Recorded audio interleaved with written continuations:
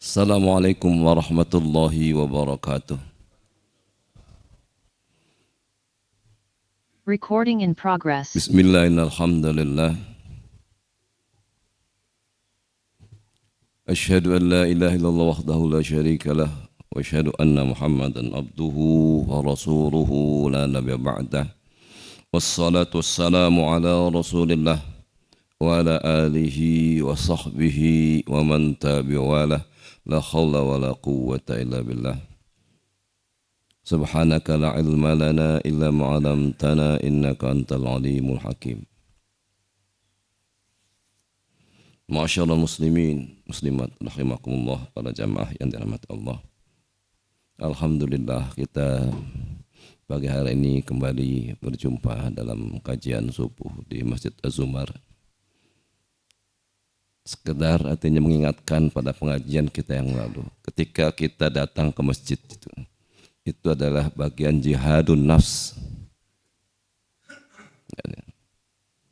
yaitu peperangan melawan diri kita sendiri. Terlebih lagi ketika kita menuntut ilmu, artinya. Karena perjuangan itu adalah memilih antara perbuatan satu dengan perbuatan yang lainnya. Ketika kita bangun tidur, banyak pilihan yang akan kita kerjakan. Apakah kita tetap tidur saja, alasannya karena masih mengantuk, lelah kemarin, atau kita bangun. Setelah bangun juga kita ada pilihan lagi. Setan menggoda kita ke masjid atau tidak ke masjid. Mungkin kita kurang sehat, atau cuaca di luar terlalu dingin atau gerimis. Setan membisikkan supaya kita sudah di rumah saja. Enggak dosa juga katanya kalau sholat di rumah. Atau artinya yang penting kan sholat, dia bilang. Ya kita putuskan kemudian kita ke masjid. Ya kita menang dalam lawan jihad nafsu kita. Kemudian kita menuntut ilmu. Itu pun bagian dari jihad. Karena pilihannya orang bisa saja, artinya saya daripada dengerin ceramah menuntut ilmu, mendingan saya zikir sendiri saja. Artinya. Habis sholat langsung pulang. Itu bagian dari pilihan kita juga. Dan ketika kita memilih menuntut ilmu, itu bagian dari jihad. Kemenangan jihad kita. Ya, apalagi ketika sudah disepakati para ulama bahwasanya menuntut ilmu itu pahalanya lebih tinggi dibanding ibadah-ibadah sunnah. Artinya, bahkan dalam konteks secara keseluruhan, menuntut ilmu itu adalah wajib. Artinya, karena wajib. Talabul ilmi fardhatun ala kulli muslim wal muslimat. Menuntut itu adalah kewajiban bagi setiap muslim dan muslimat. Konteksnya itu global memang, artinya menuntut ilmu secara keseluruhan. Tapi ketika menuntut ilmu secara parsial, artinya apakah sekarang atau besok, karena waktunya kan menuntut ilmu bisa sekarang bisa besok, artinya. Nah kemudian ada perbandingan afdaliyah, artinya perbandingan afdaliyah itu keutamaan.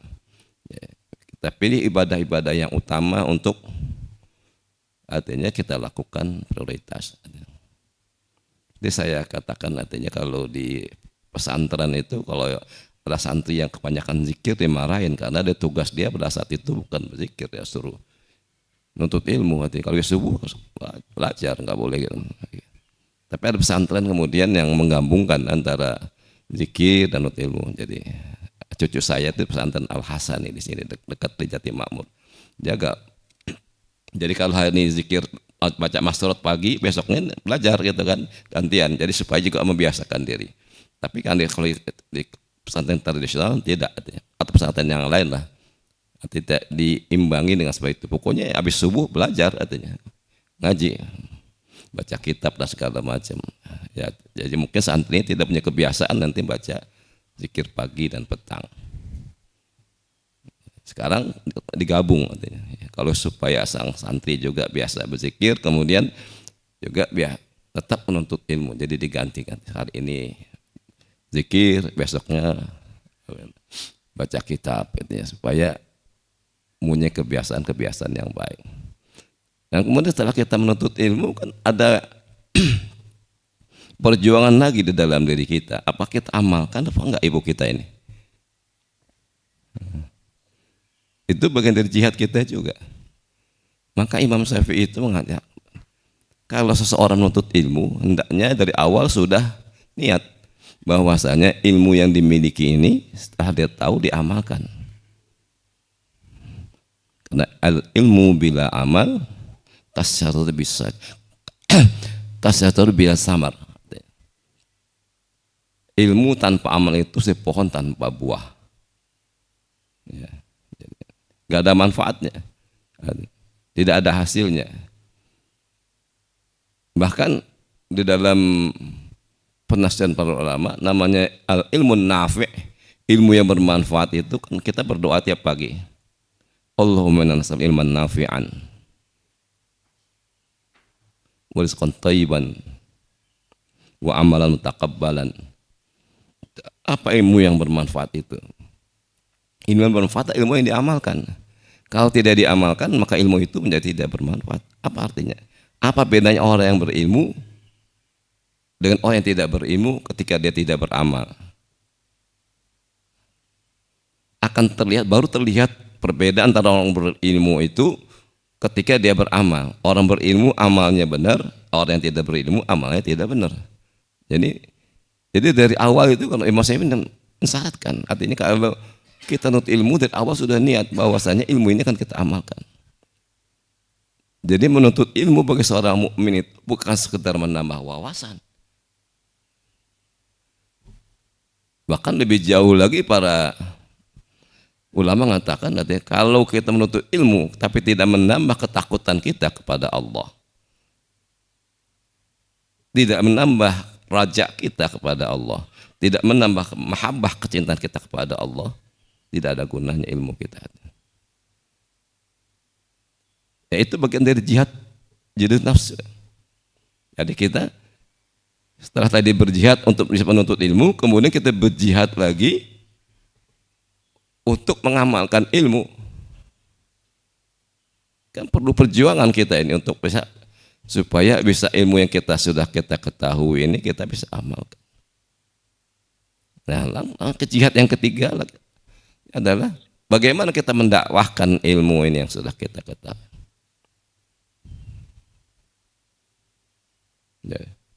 Kita mendakwahkan karena yang hadir di sini kan terbatas. Keluarga kita semuanya tidak hadir di sini. Ya. Padahal kita tahu misalnya kita bisa mengetahui sesuatu masalah yang perlu dilaksanakan juga oleh keluarga kita. Nah, kewajiban kita adalah melawan artinya hawa nafsu kita ini, jihad nafsu untuk mendakwahkan ilmu yang kita miliki ini kepada keluarga kita, minimal arti keluarga kita atau ke masyarakat yang lain, barangkali kawan-kawan kita yang belum tahu. Itu pun bagian jihadun nafs. Karena ada orang yang pengen udah yang penting taat sendiri aja kita. Anak istri ya terserahlah masing-masing tanggung jawab, atau apalagi teman-teman itu padahal tidak. Kita terutama bagi keluarga jelas perintahnya dari Allah. A'udzubillahi minasyaitonirrajim. Bismillahirrahmanirrahim. Ya ayyuhallazina amanu qu anfusakum wa ahlikum nara. Wahai orang yang beriman, hendaklah kalian pelihara diri kalian dan juga keluarga kalian dari siksa api neraka.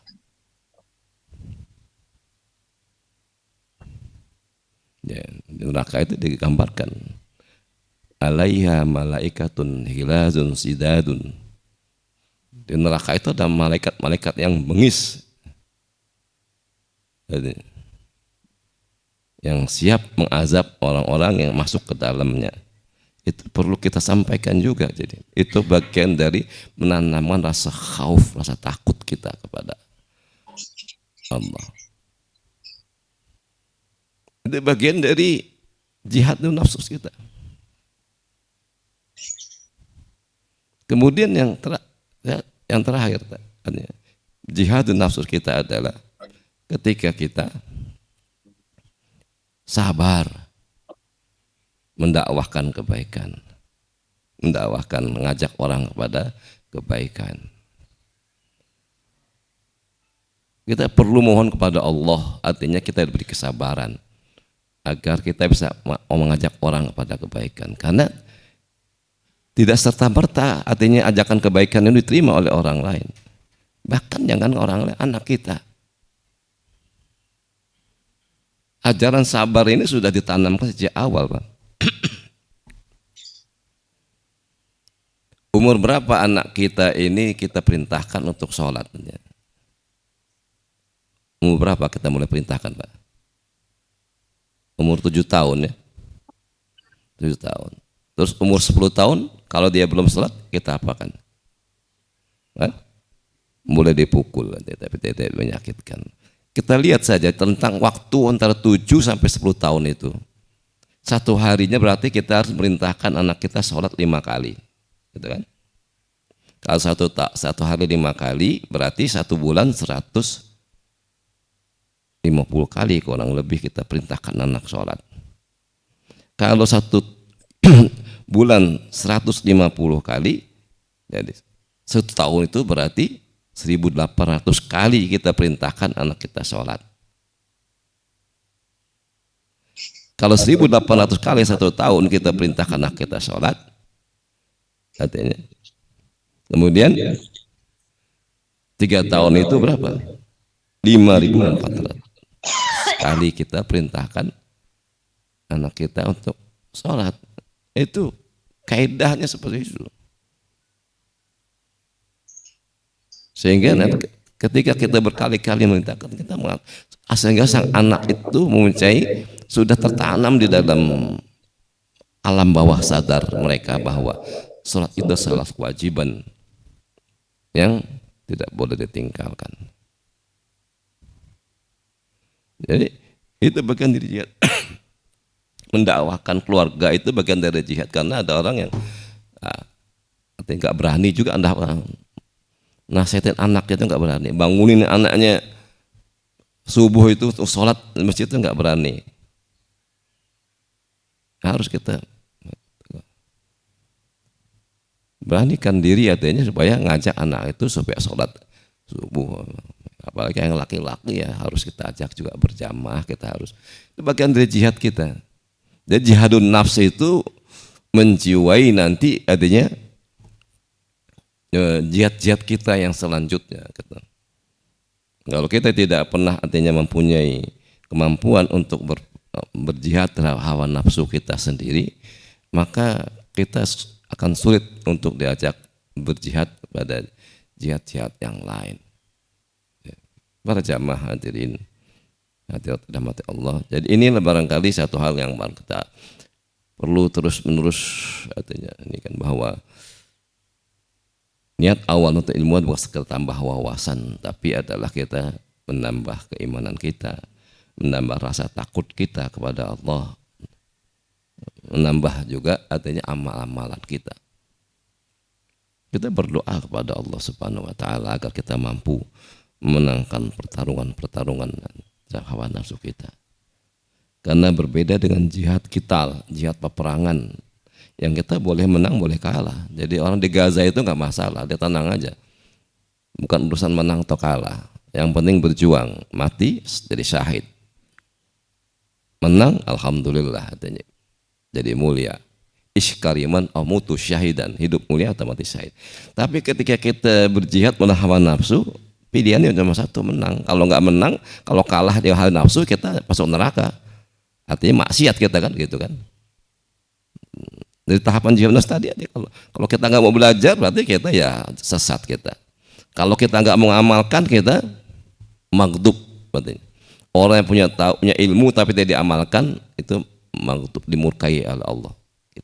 Silakan baca tafsir Al-Fatihah di kitab tafsir yang muktabar, ya. Ibnu Katsir, Qurtubi dan segala. Siapa itu maghdub, orang yang dimurkai oleh Allah adalah orang yang Yahudi. Kenapa Yahudi dimurkai oleh Allah? Karena dia tahu tapi tidak diamalkan. Dia tahu kebaikan tapi tidak diamalkan. Jadi kalau kita kalah adanya tidak mengamalkan apa yang kita ketahui, nauzubillah. Kita mohon kepada Allah supaya kita semampu mungkin kita ini mengamalkan apa-apa yang sudah kita tahu. Nah, kemudian tadi berjihad terus, kita mendakwahkan katanya. Sabar kita dakwah. Jadi para jamaah hadirin yang dirahmati Allah. Pada kesempatan pagi hari ini saya ingin menyampaikan materi mengenai 3 ikatan tauhid menurut Imam Tirmizi. Ini jadi berbeda. Apa sih itu ikatan tauhid? Jadi ikatan tauhid itu kalau kita berpegang pada itu, maka tauhid kita insya Allah menjadi tauhid yang benar. Yang pertama adalah raja. Raja, roja, pakai hamzah. Jadi kan bahasa Arab ya. Kalau roja pakai ain itu artinya kembali, tapi kalau roja pakai hamzah itu artinya kita berharap kepada Allah. Jadi orang muslim itu penuh pengharapan kepada Allah. Ya. Karena dia harus husnuzon kepada Allah. Kemudian yang kedua adalah khauf, rasa takut kepada Allah. Yang ketiga adalah mahabbah. Jadi tauhid kita, amal-amal kita, dan ibadah-ibadah kita harus diisi dengan perasaan seperti ini. Ada rasa takutnya, ada rasa artinya harapannya, dan ada rasa cintanya.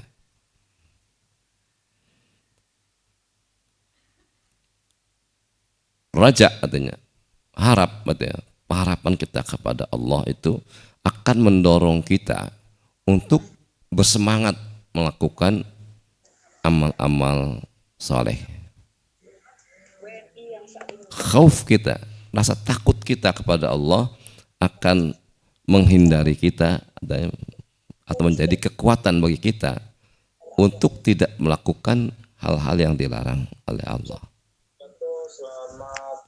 Kemudian yang ketiga mahabbah, rasa cinta kita kepada Allah yang menjadikan kita menikmati semua itu.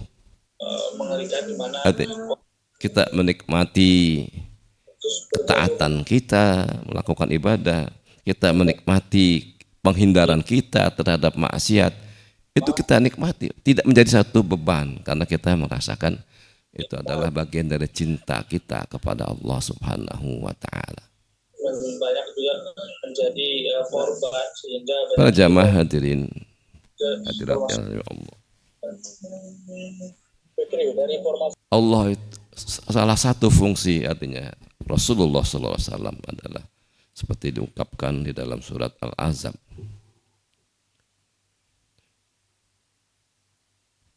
Bahwa Rasul disutus sebagai apa? Ya ayyuhan nabiyyu inna arsalnaka syahidan wa basyira wa nadhira.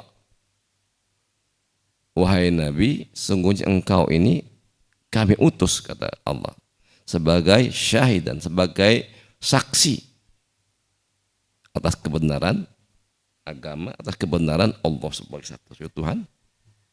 Mubasyir artinya sebagai orang memberi kabar gembira, kemudian sehingga kabar gembira ini menimbulkan raja, menimbulkan pengharapan. Kemudian sebagai nazir, pemberi peringatan. Sebagai pemberi peringatan. Nazir pakai zal artinya. Kalau nazir pakai zaya itu namanya nazir wakaf, itu nazir, pengelola wakaf. Tapi nazir kalau pakai zal itu apa? Memberi peringatan. Itu fungsi Rasulullah. Dan ketika kita ingin mengharap raja, kita harus tahu itu apa sih janji-janji Allah itu kepada kita, sehingga kita termotivasi untuk melakukan ketaatan.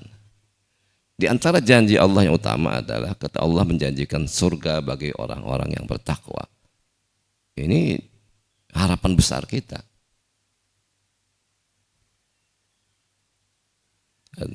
Lalu berfirman dalam berbagai macam ayat, salah satunya adalah di dalam surat Ali Imran ayat 34 ini. wasari'u ila maghfiratin min rabbikum wa jannatin ardus samawati wal ard uiddat lil muttaqin. Bersegeralah kalian menuju ampunan Allah dan surga yang luasnya seluas langit dan bumi yang disediakan bagi orang-orang yang bertakwa. Ya begitu pentingnya itu takwa. Sehingga Rasulullah SAW ketika khutbah selalu membaca tadi ayat yang berkata apa? Ya ayyuhallazina amanu taqul haqqa tuqatih wa la tamutunna illa wa antum muslimun. Wahai orang-orang beriman, bertakwalah kalian dengan sebenar-benarnya takwa. Wala tamutunna illa wa antum muslimun. Jadi benar-benar ditekankan masalah takwa ini. Di setiap khutbah Rasulullah macam itu. Sehingga kemudian di seolah-olah artinya jadikan wajib itu seolah-olah, atau paling tidak artinya jadi wasiat takwanya itu yang wajib. Tapi secara umum berbanyak riwayat mengatakan bahwa khutbah Rasulullah itu dibaca, selalu baca itu. Ada 3 ayat yang dibaca. Yang pertama kali itu surat Al-Imran, kemudian surat An-Nisa, kemudian surat Al-Ahzab. Ya lazina muttaqullaha qulu qaulan sadida. Jadi itu sama artinya juga tentang takwa. Dan lucunya lagi kalau kita lihat artinya dalam surat Ali Imran ini ya lazina muttaqullaha haqqa tuqatih wa la tamutunna illa wa antum muslimun. Wahai orang-orang beriman, bertakwalah kalian dengan sebenar-benarnya takwa. Jadi bukan takwa yang bukan sekedar takwa. Apa itu sebenar-benar takwa? Ittaqullaha haitsu ma kunta. Yang sebenarnya takwa itu seperti itu. Bertakwa dalam setiap keadaan. Jadi sebagian utama mengatakan seperti itu. Ittaqullaha mastata'tum. Sebenarnya takwa adalah kita memaksimalkan upaya takwa kita sampai batas kemampuan kita terakhir. Jadi ittaqullaha mastata'tum di surat Taghabun itu maksudnya adalah bertakwa sesuai kemampuan kita. Semampumu, arti kalau dalam bahasa terjemah, bertakwalah kalian semampumu, tapi bukan semaumu. Jadi bukan bertakwa semau kita. Jadi semampu kita, batas maksimal takwa kita sampai di mana itu kita harus artinya berjuang ke arah itu maksimal. Nanti Allah tidak akan mata-mata melihat hasilnya, tapi Allah melihat perjuangannya kita mewujudkan ketakwaan kita. Al-ajru bil masyaqqah. Pahala yang kita terima itu artinya besar kecilnya akan tergantung dari kesulitan kita mencapai itu. Karena ada orang yang makamnya memang artinya sudah ditentukan Allah bahwa dia ketakwaan kita levelnya seperti itu, tapi dia berjuang untuk itu sampai mencapai itu susah setengah mati. Ya. Kemudian yang potongan yang terakhir ayat juga barangkali harus kita pegang, ada kita kaji juga. Wala tamutunna illa wa antum muslimun. Ini ungkapan yang unik dari Al-Qur'an. Bukan merupakan yang barangkali kalau kita terjemahan secara bahasa Indonesia ya mungkin karena kita sudah biasa membacanya itu mungkin tidak ada ini yang mendalam. Wala tamutunna illa wa antum muslimun. Wala dan janganlah tamutunna kalian mati. Kok mati kok jangan gimana kan? Dan mati kan urusan kita kan, bukan urusan kita mati. Mati kan urusan Allah itu. Kok kita jangan mati? Loh, kita nggak bisa milih kok mati kita, caranya gimana?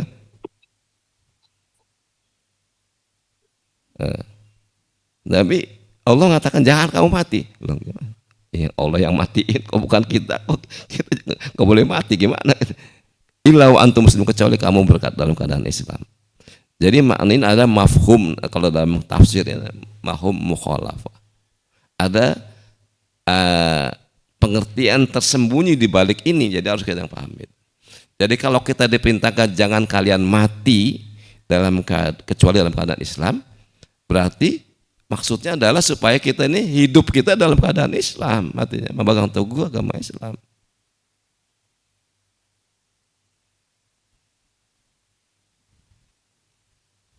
Jadi membentuk agama Islam. Jadi kita harus itu yang pengertian kamu.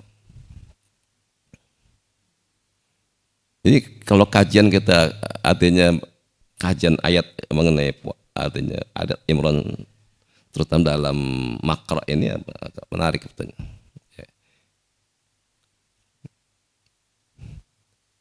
Ya, termasuk barangkali gini, kita ini selingan saja pada tema. Kita lanjutkan saja ayat yang selanjutnya dari ayat ini surat Imran ayat 102 ini. Ada ayat yang bunyi lanjut ayat itu wa'tasimu bihablillahi jami'a wa la tafarraqu. Ini juga kajiannya agak mendalam. Wa'tasimu, berpeganglah kalian kepada tali Allah wa la tafarraqu. Di sini ada dua hal yang berbeda kalau atas. Mestinya kalau kita tidak boleh berpisah, seharusnya di awalnya kita bersatu, Pak. Wahidu, bersatulah kalian. Wala tafarraqu, mestinya begitu kan? Ya. Bersatulah kalian dan yang berpisah. Tapi kenapa? Wa'tasimu bihablillahi jami'a wa la tafarraqu. Kenapa harus berpegang? Ini Allah sudah memperkirakan bahwa kita ini pada hakikatnya manusia itu untuk menyamakan alam pikirannya tidak mungkin. Artinya bukan tidak mungkin, Allah tidak menghendaki itu. Karena Allah dalam ayat yang lain sudah mengatakan kalau Allah ingin menjadikan umat ini umat yang satu, mudah saja bagi Allah. Tapi Allah ingin menguji kalian. Maka itu wa'tasimu bihablillah. Berpeganglah kalian kepada tali Allah. Sepanjang kita berpegang pada tali Allah, artinya ya kita walaupun tidak bersatu begitu, tapi kita bisa satu cita-cita, akan sampai ke tempat yang sama. Walaupun mungkin saja artinya cara pemahaman kita berbeda, jalan kita berbeda, tapi ketika kita berpegang pada tali Allah, maka kita akan sampai kepada tujuan yang sama. Jadi makanya wa'tasimu bihablillah, berpegang pada Allah. Nah ini bagian dari nanti kaitannya dengan masalah-masalah khilafiyah tadi. Ada khilafiyah kalau yang bersifat furu, artinya cabang-cabang itu sepanjang batangnya sama, artinya ada rujukan nempel di batangnya, artinya enggak ada, harusnya kita mempunyai toleransi, artinya ada tasamuhnya enggak. Karena cabang saatnya pohon itu kodratnya artinya rantingnya itu selalu ada yang ke kanan dan ke kiri tidak. Tapi harus nempel di batang, artinya kalau nggak nempel di batang, nah itu berarti bukan pohon itu. Gitu. Nah, sampai juga beragama seperti itu. Sepanjang ada rujukannya, sepanjang ada.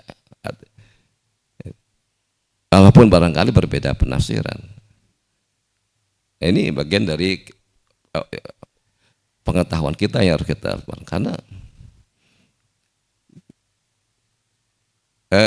karena penafsiran orang bisa saja artinya penafsiran sesuatu dengan ayat sama, dalil sama, hadis sama, ini berbeda. Kan ada hadis yang terkenal kalau kita ketika Rasulullah artinya memerintahkan pasukan berangkat ke suatu tempat, beliau mengatakan janganlah kamu sholat asar kecuali kalian sampai di Bani Quraidah, artinya. Tapi ternyata artinya pasukan itu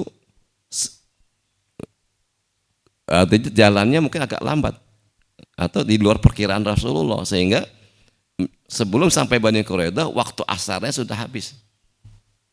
Nah, berdebatlah para sahabat itu yang satu pasukan itu, ya, apakah saya sholat asar harus sesuai dengan waktunya? Jadi saya di sini sholat asar walaupun belum sampai di Bani Quraidah. Tapi Yang satu lagi mengatakan bahwa kita kan diperintah Rasulullah supaya salatnya di sana, bukan di jalan. Jadi ada sebagian ada yang sholat di jalan, ada sebagian sholatnya di waktu maghrib tapi di Bani Quraidah, dikada salatnya. Ketika balik ke Rasul diceritakan Rasulullah tidak, artinya memarahi salah satu kelompok kan. Ya, membenarkan kedua-duanya. Jadi ini sekedar tambahan. Pada jamaah hadirin hadirat yang berbahagia, kita lanjutkan lagi mengenai takwa aja. Kita rojak kita artinya, karena sehingga kalau kita punya raja, punya harapan bahwa orang bertakwa itu masuk surga, kita akan berusaha untuk bertakwa. Bahkan untuk orang bertakwa ini punya keistimewaan lain artinya. Janji Allah itu bukan yang di surga saja akhir, tapi di dunia saja artinya Allah sudah janjikan. Ayat yang terkenal, wa may yattaqillaha yaj'al lahu makhraja wa yarzuqhu min haitsu la yahtasib. Barang siapa bertakwa kepada Allah, maka Allah akan sediakan baginya jalan keluar dari setiap kesulitan yang dihadapinya, dan Allah berikan rizki dari arah yang tak terduga-duga. Ini bagian dari raja hadapan kita. Sehingga kita mendengar ada janji Allah seperti ini, seharusnya kita tertarik artinya untuk menjadi orang yang bertakwa. Bahkan ayat yang kelima dari surah Talaq itu mengatakan, wa may yattaqillaha yaj'al lahu fi amrihi yusra. Barang siapa bertakwa kepada Allah, Allah akan jadikan segala urusannya mudah. Jadi kadang-kadang kalau kita dijanjinya itu nanti artinya kita barangkali kurang termotivasi, harapan kita akan ini. Sama kalau nanti besok makan artinya makan besar kita, kalau nggak makan steak, kalau sekarang kan singkong aja gitu. Tapi kalau sekarang dijanjikan hanya makan enak juga, ya kita harapan kita makin besar. Ya. Nah Allah menjanjikan bahwasanya orang bertakwa itu artinya akan dapat ganjaran panjar di dunia selain nanti di akhirat.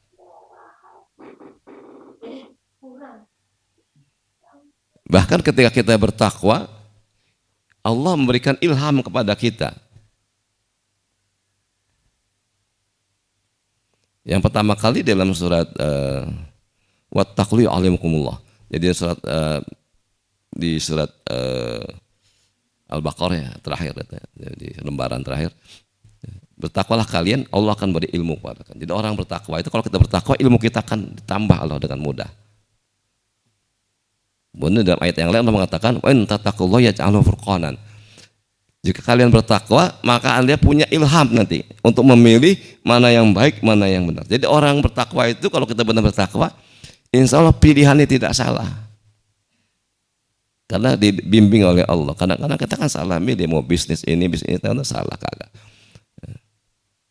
Mau artinya cara hidup begini, cara hidup begini. Orang yang bertakwa dibimbing oleh Allah sehingga pilihannya punya potensi yang benar aja lebih tinggi. Itu janji Allah pada orang bertakwa yang seharusnya bagian dari raja kita, pengharapan kita kepada Allah Subhanahu wa taala agar kita mau jadi orang bertakwa. Kemudian yang kedua, Allah menjanjikan ampunan bagi kita. Bagi sepanjang kita minta ampun. Jadi kita ini harus minta ampun. Kalau nggak minta ampun, nanti kita nggak merasa berdosa. Dan Allah juga ya nggak perlu mengampuni kita. Tapi kalau kita merasa berdosa, kita minta ampun dari Allah. Allah menjanjikan akan mengampuni. Innahu yaghfiru dzunuba jami'a, bahwa Allah akan mengampuni seluruh dosa-dosa kita sepanjang. Di antara ciri orang bertakwa itu, iza fa'alu fahisyatan aw zalamu anfusahum zakarullah fastaghfiru lidzunubihim. Jadi orang-orang yang bertakwa itu, dia ketika dia melakukan dosa, dia langsung sadar tanpa disadarkan oleh orang lain. Itu bedanya orang takwa dengan bukan orang takwa. Dia sadar dengan sendirinya bahwa dia bersalah. Kemudian fastaghfiru dzunubihim. Kemudian minta ampun pada Allah Subhanahu wa taala. Dalam ayat yang lain di dalam surat An-Nisa Allah mengatakan innamat taubatu lil ladzina ya'maluna su'a bi jahalatin summa yatubuna min qarib. Sebenarnya taubat yang diterima oleh Allah itu, artinya yang paling mudah diterima oleh Allah taubat itu adalah ketika seseorang melakukan kesalahan kemudian dia segera bertaubat.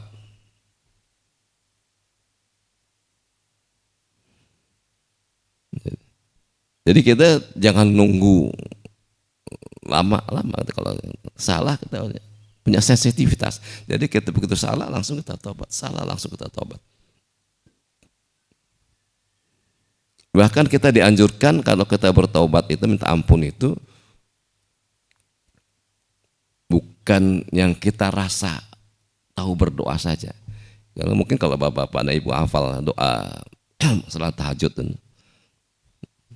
kan indah deh doa minta ampun.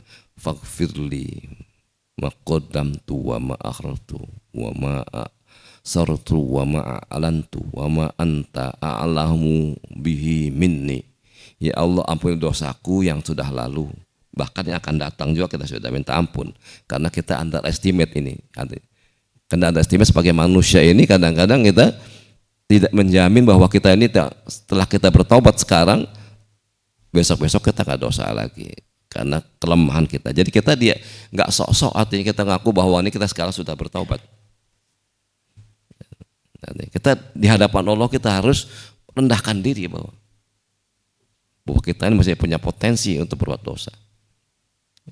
Bahkan kalau seorang ulama tabi'in itu Hasan Basri itu dia nggak berani Pak artinya mengucapkan lafaz astagfirullah wa atubu ilaih.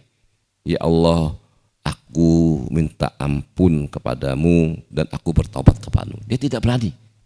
Lalu apa yang dia baca? Ya, ada hadis Nabi juga, dari Nabi juga. Allahumma ghfirli.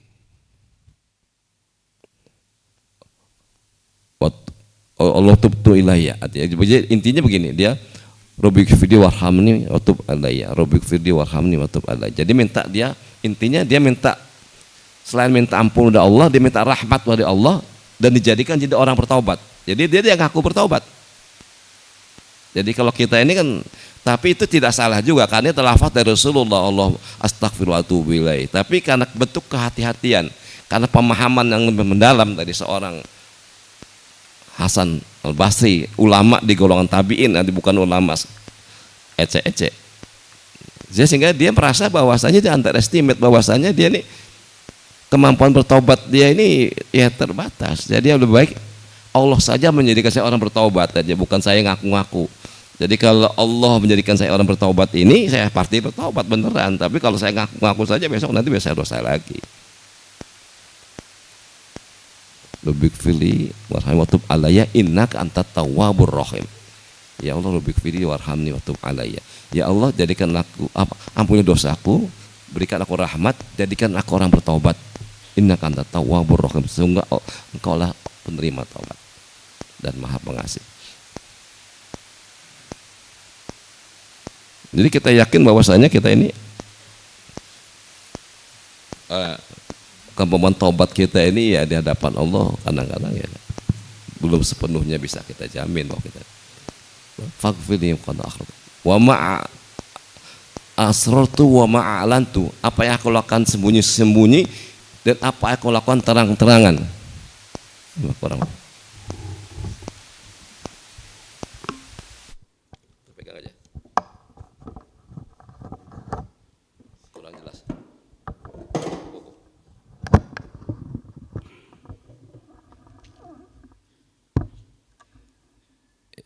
Ya aku lakukan sembunyi, aku terang-terangan. Dan yang menarik ada terakhir ini. Wa ma anta a'lamu bihi minni.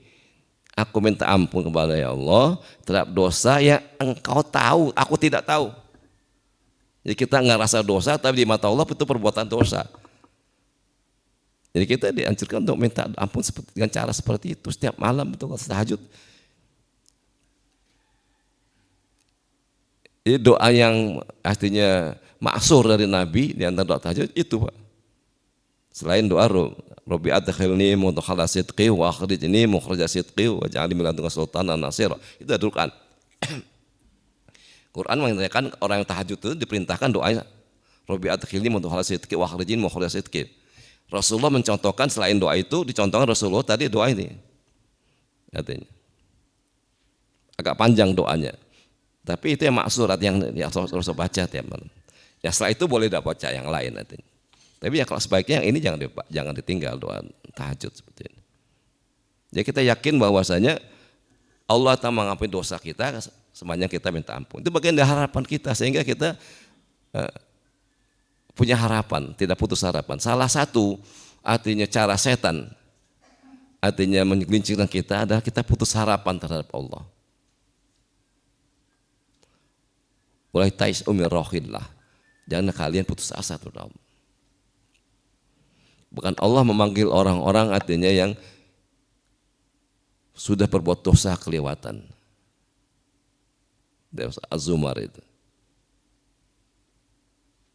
Bahwa seberapa besar dosa artinya kita. Kalau kita datang kepada Allah, kemudian kita minta ampun dan berusaha artinya bertobat untuk kepada Allah dengan sebenarnya bertobat, Allah akan ampuni.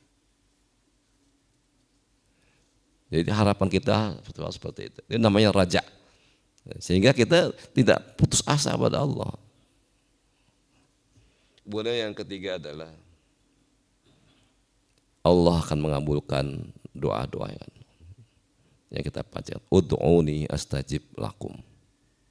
Jadi kita selalu di dalam kesulitan apapun, artinya tauhid kita artinya mengatakan bahwasanya kita punya pelindung Allah. Nah, kita punya solusi hati kita dengan minta pada Allah karena Allah sudah menjanjikan ud'uni astajib lakum. Berdoalah kalian, aku kabulkan. Dalam ayat yang lain Allah mengatakan ujibu da'watid da'i iza da'ani. Aku kabulkan doa orang-orang meminta apabila dia benar-benar meminta. Jadi ada kata-kata iza da'ani apabila benar-benar meminta. Karena ada orang yang mintanya itu doanya cuma di bibir saja, tidak sampai di hati. Atau dia tidak dengan keyakinan, maka itu tidak termasuk yang dijanjikan kabul oleh Allah Subhanahu wa taala. Kemudian selanjutnya di antara janji Allah, uzkurni azkurkum. Jika engkau mengingatku, maka aku akan mengingat kalian.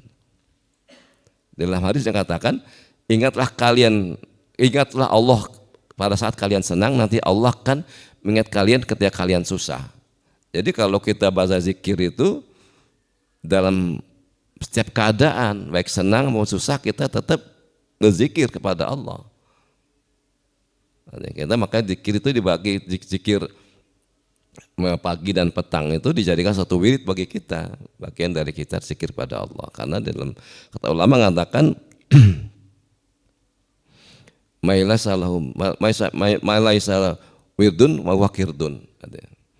Barang siapa yang tidak punya wirid dan zikir yang dibaca secara rutin setiap hari, maka dia itu seperti monyet katanya. Namanya kata monyet. Monyet itu datangnya kalau ada perlunya saja. Monyet itu kalau orang bawa pisang dia datang ke rumah, bawa makanan dia datang. Tapi kalau orang nggak bawa pisang jalan biasa, dia nggak datang. Jadi ada maunya baru dia datang. Nah kita tidak ingin seperti itu. Makanya ingatlah Allah di waktu kita luang, nanti Allah akan mengingat kita di waktu sempit. Kemudian Allah menjanjikan yang bagian dari rojak kita, bahwa lain syakartum la azidannakum. Kalau kita bersyukur pada Allah, Allah menjanjikan tambahan nikmat pada kita. Dan kita underestimate bahwa kita ini sebetulnya tidak mampu bersyukur sesuai dengan haknya syukur Allah. Karena nikmat Allah tidak mampu kita hitung, pasti kita juga tidak mampu bersyukur sesuai dengan apa yang seharusnya disyukuri dari Allah. Tapi kita tetap, karena kita artinya berharap, artinya Allah ada satu-satunya Tuhan, tidak Tuhan selain Allah. Dan kita sudah berikrar iyyaka na'budu wa iyyaka nasta'in, bahwa kita hanya menyembah kepada Allah dan hanya minta pertolongan kepada Allah. Maka walaupun syukur kita belum sempurna, kita tetap berdoa kepada Allah agar kita mendapat tambahan nikmat. Itu adalah sikap artinya yang penuh harapan kita, rojak kita kepada Allah. Tidak boleh kita berputus asa, saya ini belum bersyukur, tapi ya terserah Allah sajalah. Artinya tidak begitu sikap seorang muslim. Dengan perasaan barangkali boleh, dengan perasaan malu boleh kita berdoa, ya Allah, belum semuanya nikmat Engkau aku syukuri, tapi karena kelemahanku aku mohon tambahan nikmat darimu. Ada ungkapan seperti itu dalam hati, perasaan seperti itu. Tapi kita berdoa kepada Allah, harapan dan rojak kepada Allah. Karena kita tanpa bantuan Allah ini kita tidak akan bisa apa-apa.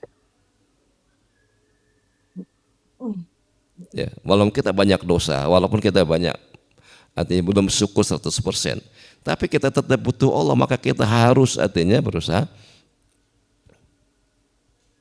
ya, tetap meminta kepada Allah.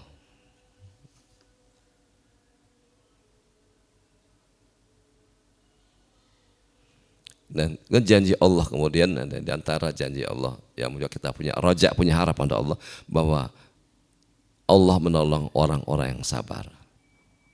Ya lazim ista'inu bisabri wassalah. Wahai orang-orang beriman, mintalah tolong pada Allah dengan sabar dan salat. Innallaha ma'as sabirin. Sungguhnya Allah menyertai orang-orang yang sabar. Jadi ketika musibah artinya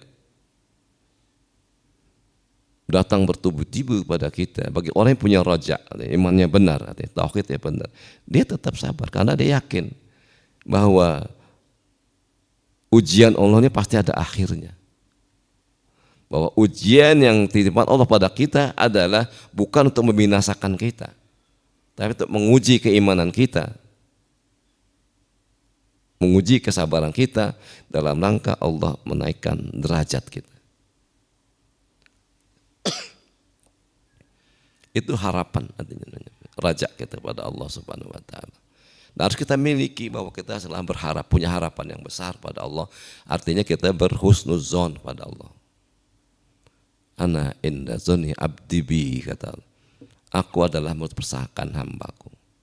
Kalau kita berharap pada Allah bahwa Allah akan berlaku baik kepada kita, akan menolong kita, maka pertolongan Allah akan kita terima. Tapi belum apa-apa kita sudah bersangka pada Allah. Ya nggak mungkin lah Allah nolong.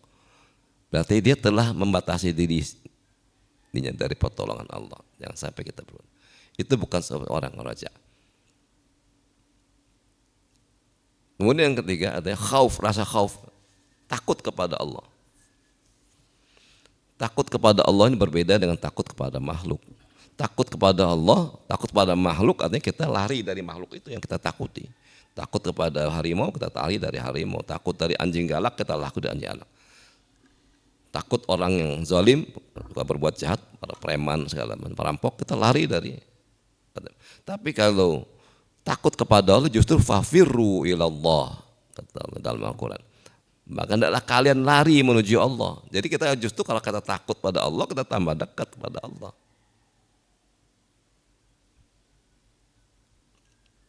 Apa sih yang paling takut ya dari Allah? Ya takut kita tidak mendapat rahmat dari Allah. Hidup kita kalau tanpa rahmat dari Allah, kalau orang Betawi bilang belangsak.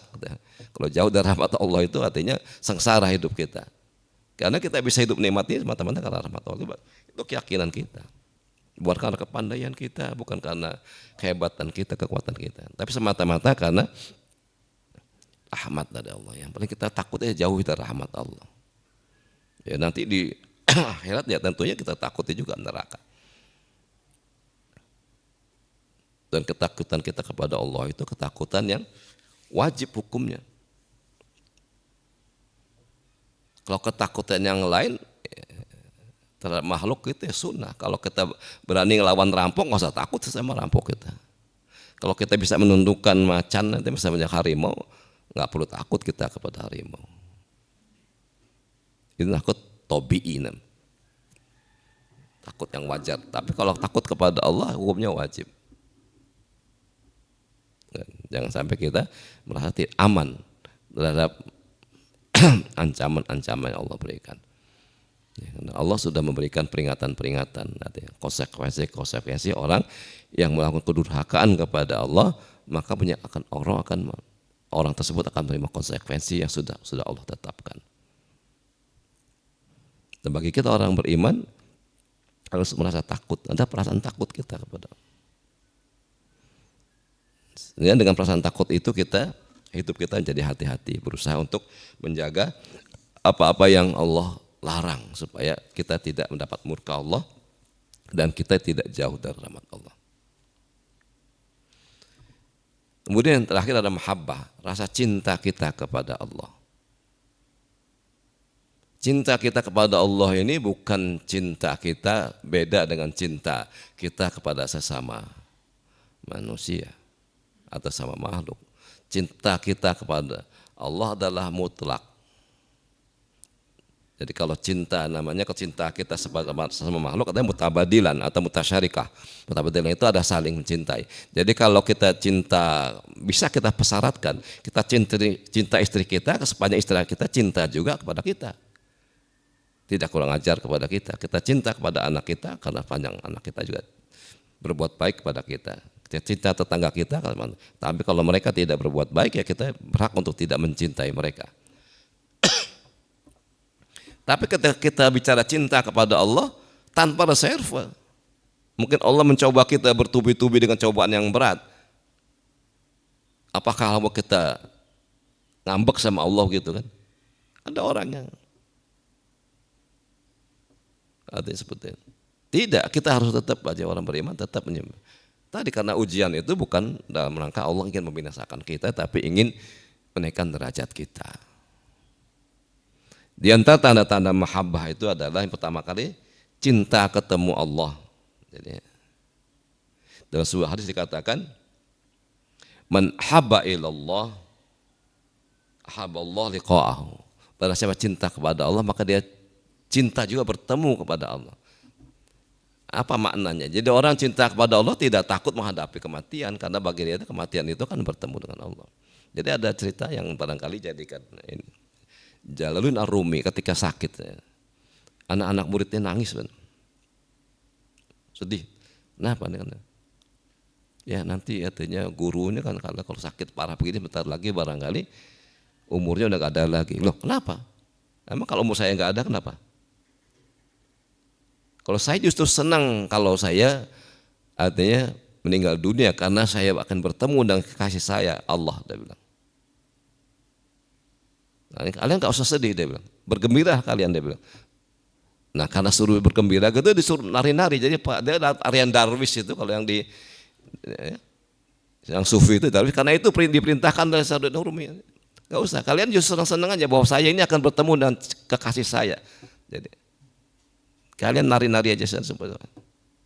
Ya kita terlepas dari perbedaan cara pandang, tapi ini menunjukkan bahwa saya itu cinta kepada Allah atau orang tandanya adalah dia artinya ingin bertemu dengan orang yang sesuatu yang dicintainya. Jadi dia tidak takut pada kematian. Bagi kematian itu akan jumpa kepada sesuatu yang cinta. Itu puncak dari mahabbah. Kita ini kan belum sampai itu barangkali.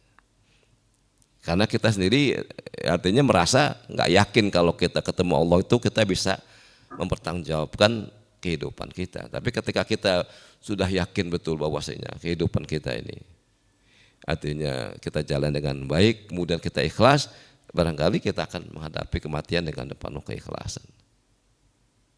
Begitu juga para mujahid itu karena dia cintanya kepada Allah dia tidak takut mati. Para mujahid di Palestina itu kan tidak takut mati karena dia yakin cintanya kepada Allah.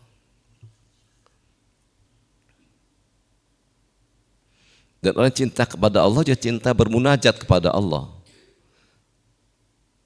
Jadi cinta berinteraksi dengan Allah, munajat.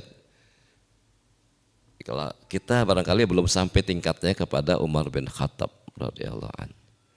Umar bin Khattab itu kalau berdoa apa yang? Dia bersyukur kalau dia bisa berdoa.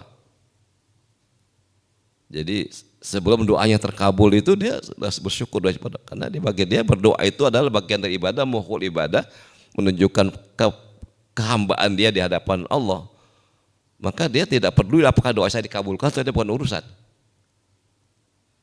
Nah, karena mau berdoa, bisa berdoa saja itu karunia dari Allah. Bagian. Karena dia merasa asik dengan doanya, umumnya nikmati doanya. Soal kabul itu urusan Allah lah, artinya bukan urusan saya, dia bilang. Tapi ketika saya mampu berdoa dan saya menikmati doa itu adalah karunia dari Allah yang maha besar. Jadi orang yang cintanya pada Allah seperti nikmati ibadahnya itu. Jadi bukan artinya kalau Allah beri baru dia senang, dengan bukan urusan nanti pakai dia. Karena ada orang yang tidak mau berdoa dan tidak bisa berdoa. Ketika orang tidak mau berdoa dan ketika orang mau berdoa itu dimurkai sama Allah. Dia sadar betul, Umar bin Khattab seperti itu. Maka dia ketika bisa berdoa saja dia sudah merasa bersyukur.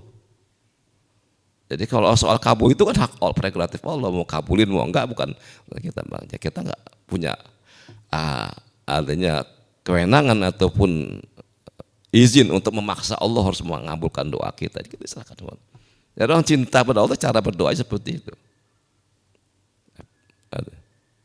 Ya kita belum sampai ke situ barang, tapi minimal ada perasaan kita bahwasanya ketika kita diberi kemampuan, kemauan untuk berdoa itu karunia dari Allah. Karena ada orang tidak bisa berdoa, tidak mau berdoa, dan ketika orang tidak mau berdoa itu masuk neraka kata Allah. Ketika Allah mengatakan unastajib lakum, berdoalah kalian kamu. Innal ladzina yastakbiruna an ibadati sayadkhuluna jahannama dakhirin. Orang-orang yang sombong tidak mau berdoa kepada Allah, maka dia akan dimasukkan dalam neraka dalam keadaan terhina. Bahkan hadis Nabi mengatakan bahwa orang yang tidak berdoa itu dimurkai oleh Allah Subhanahu wa taala. Jadi kita mau berdoa dan bisa berdoa, itulah karunia Allah yang sangat luar biasa bagi kita dan kita nikmati itu. Kenapa kita nikmati? Karena kita cinta kepada Allah. Berdoa itu kan munajat, kita berkeluh kesah kepada Allah. Berkeluh kesah pada seseorang yang kita cintai adalah suatu kenikmatan. Ini barangkali harus kita pahami.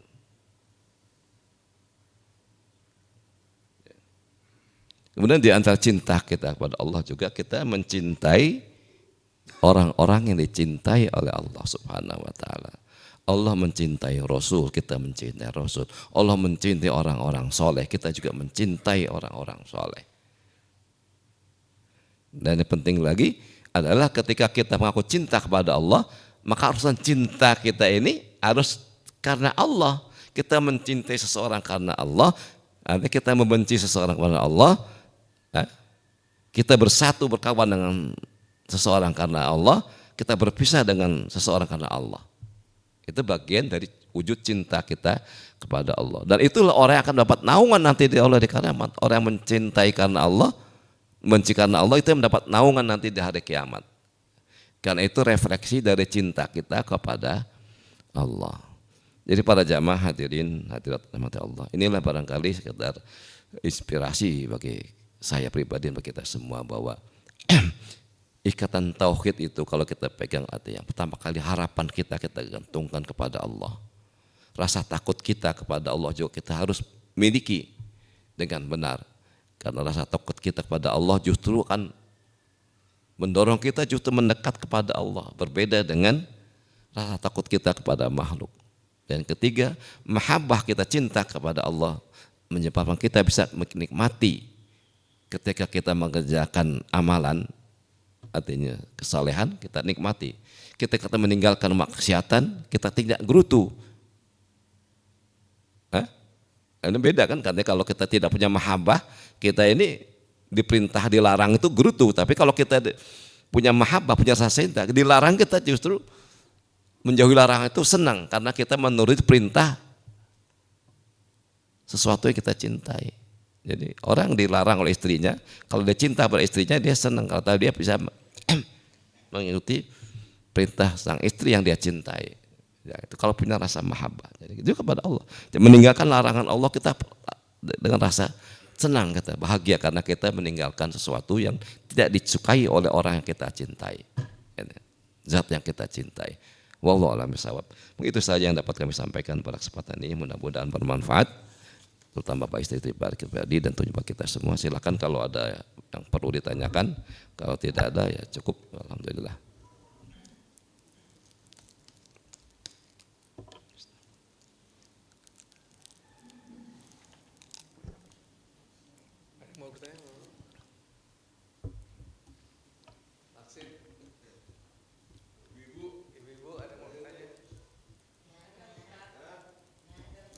Cukup ya alhamdulillah. Ada. Sebentar Bu. Sebentar Bu.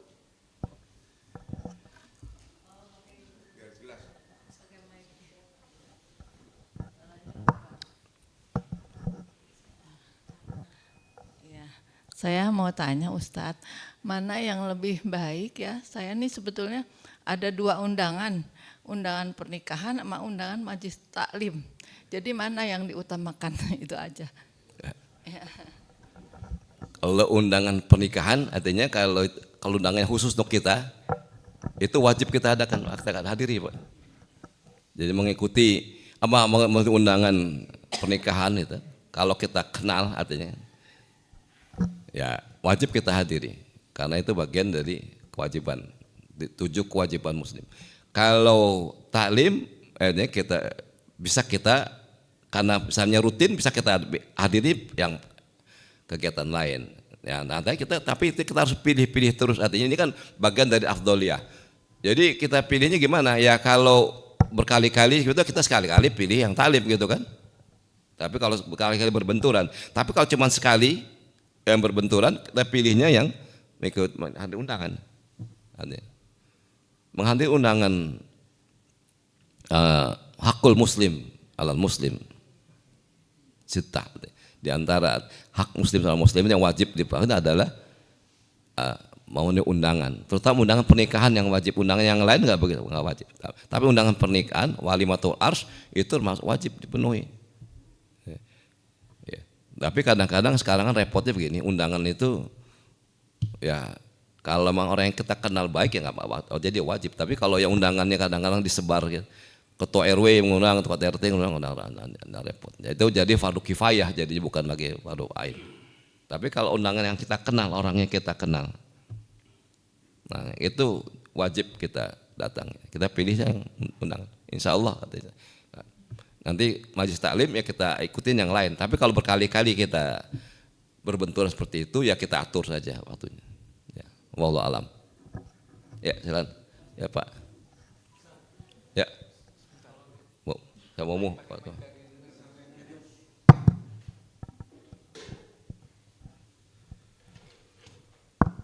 Sama ini Ustadz, kalau kita lagi puasa sunnah, kita silaturahmi ke rumah teman, ditawari makan, kita baiknya menahan puasanya atau kita hormati dia makan ya Ustadz?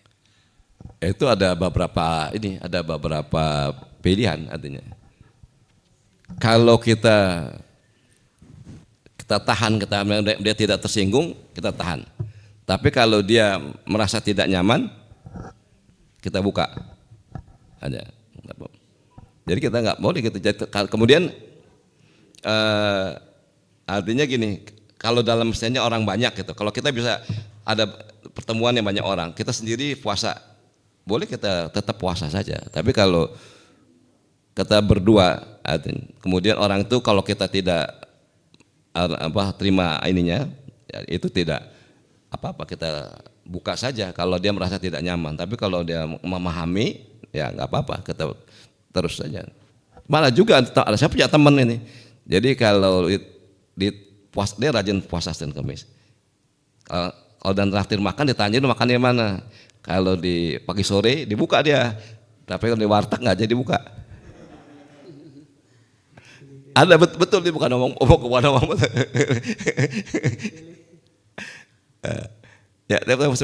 mau apa?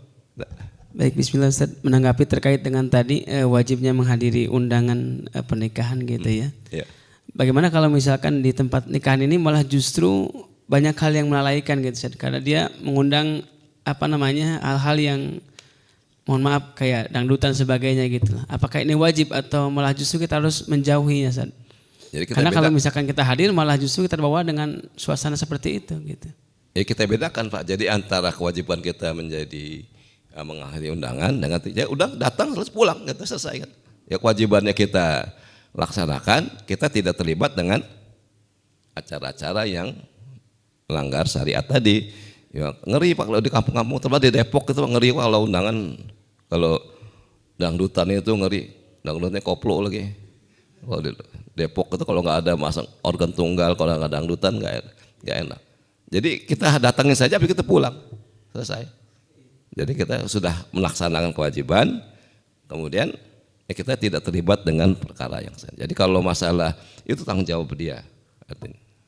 Tapi kita kewajiban kita menghadiri undangan, kalau orang itu kenal ya kita selesaikan. Habis itu kita pulang saja, nggak usah kita jangan lama-lama, nggak perlu, nggak usah makan, nggak apa-apa.